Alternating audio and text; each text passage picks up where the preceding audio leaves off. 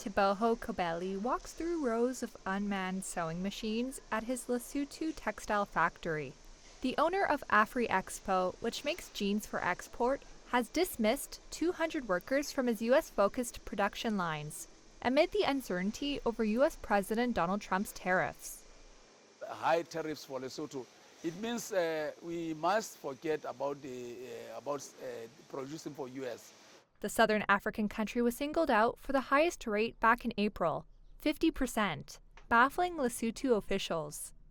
And while Trump suspended the application of his tariff barrage just days after his so-called Liberation Day announcement, in Lesotho, the damage was already done. This week, the Southern African Mountain Kingdom declared a national state of disaster due to the high rates of youth unemployment and job losses caused by uncertainty surrounding the tariffs. The Trump administration has defended the tariffs as reciprocal, saying that Lesotho charges 99% tariffs on U.S. goods. Lesotho officials say they do not know how the White House arrived at that figure. The U.S. State Department did not immediately respond to a written request for comment. Lesotho's textile sector, its leading export industry, is heavily dependent upon the African Growth and Opportunities Act. The U.S. Trade Initiative offers qualifying African nations duty-free access to the U.S. market.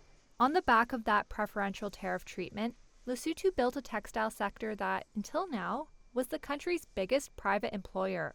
The sector provided some 40,000 jobs and accounted for roughly 90% of manufacturing exports, according to Oxford Economics. Now, that's all changed. Among those out of a job is Dimpo Lefalatsa. Her monthly factory wage of around $168 had supported her, sent her 12-year-old daughter to school, and paid for her elderly grandmother's medicine. When we first heard of it, it started as a rumor. It was months, then weeks. But when the time approached, the truth started sinking in. It was like I was insane. I felt helpless. If we are already earning meager salaries, one wonders what will happen when now we don't even have that little anymore.